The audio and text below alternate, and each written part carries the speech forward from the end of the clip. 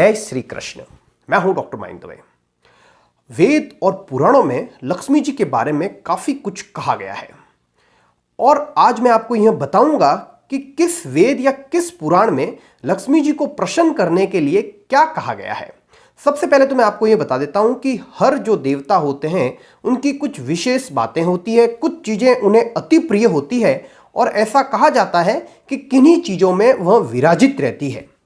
तो अगर हमें वह चीजें पता हो कि पृथ्वी पर किन चीजों में उन्हें विराजित माना गया है और उन्हें क्या चीज प्रिय है और हमें क्या करना चाहिए जिससे हम उन्हें अतिशीघ्र प्रसन्न कर सकें, तो आज का हमारा जो यह वीडियो है वह आपको यह बताएगा कि वेद पुराण में लक्ष्मी जी के बारे में क्या कहा गया है और हम किस तरह से लक्ष्मी जी को प्रसन्न कर सकते हैं।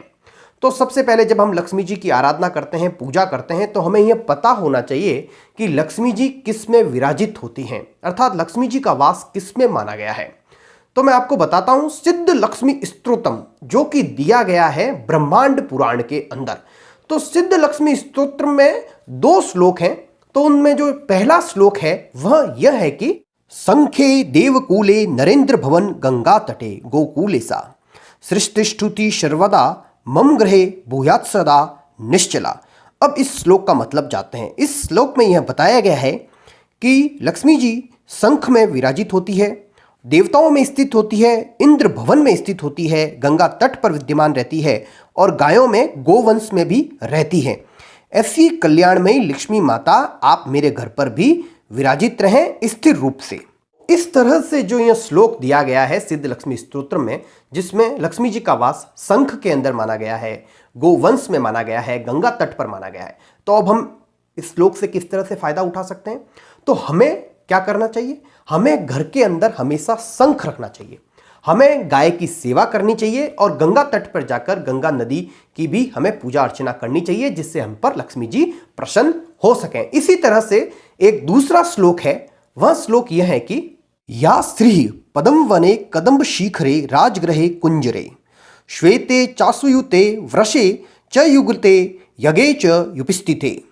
इस श्लोक में कहा गया है, हे माता लक्ष्मी, आप कमल सरोवर में रहती है, कदम्ब के वन में रहती है, हाथियों में विद्यमान है, शुभता अर्थात स्वच्छता और पवित्रता में स्थित है, घोड़ों में विद्यमान है, वृषभ के जोड़ों में स्थित है, यज्ञ में विद्यमान है और यज्ञ मंडप में भी उपस्थित रहती हैं। इस श्लोक से हमें क्या ज्ञान मिलता है? इस श्लोक से हमें पता लगता है कि हमें लक्ष्मी जी का अगर स्थायी निवास चाहिए अपने घर पर, अपने व्यापार स्थल पर, अपनी दुकान पर, अपनी फैक्ट्री में, तो हमें अपने व्यापारिक प्रतिष्ठान की, घर की साफ सफाई, स्वच्छता बहुत ज़्यादा रखनी चाहिए, साफ सफाई का ख्याल रखना चाहिए, क्योंकि लक्ष्मी जी का वास साफ सफाई या शुभ स्थान पर माना गया है। जहाँ स्वच्छता रहती हो, जहाँ गंदगी रहती है, वहाँ लक्ष्मी जी का निवास नहीं होता है। इसी तरह से जब हम वास्तु प्रयोग करते हैं तो हम क्या कहते हैं आप लोगों को कि ये हाथी की छोटी सी जो प्रतिमा है वह आप इस दिशा में लगाइए, या फिर आप घोड़ों की फोटो लगाइए घर के अंदर एक विशेष दिशा के अंदर, या फिर आप जो है वृषभ के जोड़ों की तस्वीर या फ्रेम लगाइए। और जब हम ये वास्तु प्रयोग करते हैं तो हम इनके चमत्कारिक जो परिणाम भी मिलते हैं और लोगों को फायदा भी होता है। तो यह श्लोक यह दर्शाता है, यह बताता है कि इन चीजों से अच्छे परिणाम मिल सकते हैं, क्योंकि इन चीजों में लक्ष्मी जी का निवास स्थल माना गया है।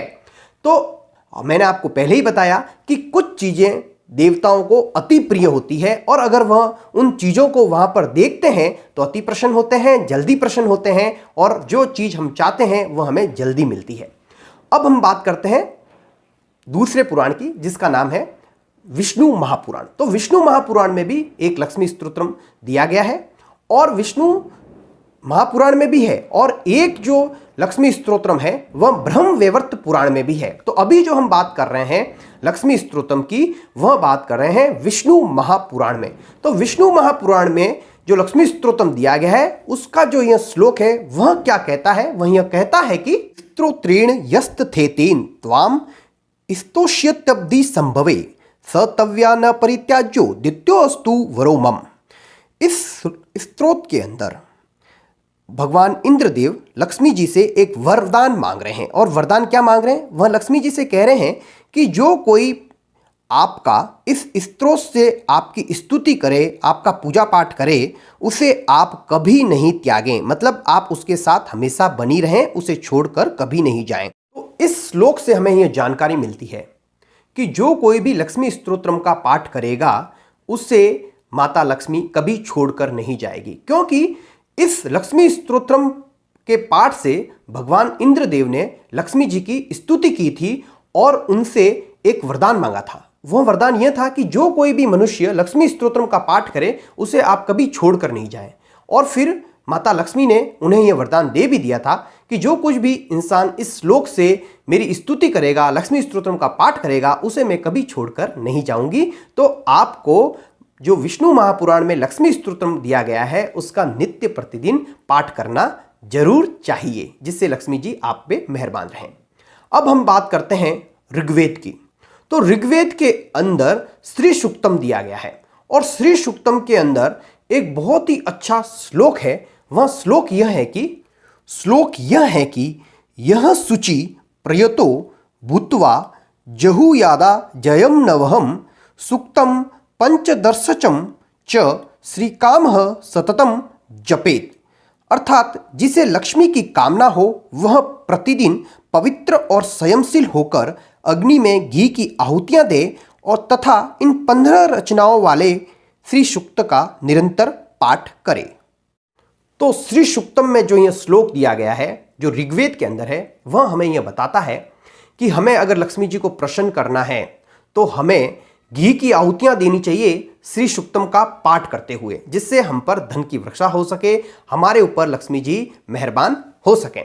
अब हम बात करते हैं ब्रह्म वैवर्त पुराण की। तो ब्रह्म वैवर्त पुराण के अंदर भी एक लक्ष्मी स्तोत्रम दिया गया है और इस लक्ष्मी स्तोत्रम में एक लाइन है जो बहुत ही अच्छी है। वह लाइन यह है, ग्रह लक्ष्मीश्च ग्रहीणाम गेहे च ग्रह देवता। अर्थात घर की जो लक्ष्मी होती है, अर्थात जो आपकी पत्नी होती है, उसमें भी लक्ष्मी जी का निवास स्थान माना गया है और जो घर के देवता होते हैं, जो ग्रह देवता होते हैं, उनमें भी लक्ष्मी जी का निवास स्थान माना गया है। तो इन दोनों को भी प्रसन्न जरूर रखना चाहिए।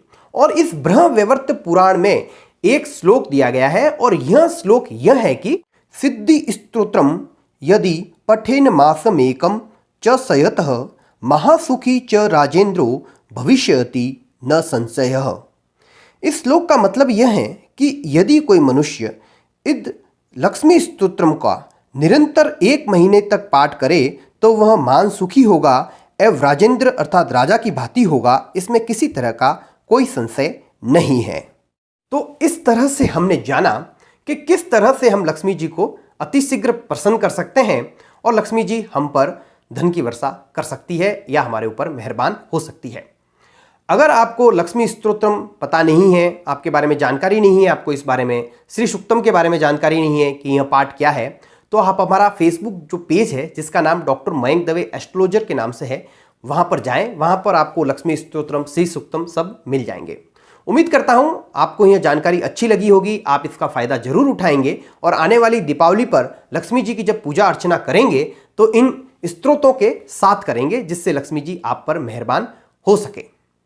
आपसे एक निवेदन है कि आप हमारे चैनल को जरूर लाइक करें, सब्सक्राइब करें और अपने दोस्तों के साथ, रिलेटिव के साथ में इस चैनल की जानकारी को, इनके वीडियो को जरूर शेयर करें। जय श्री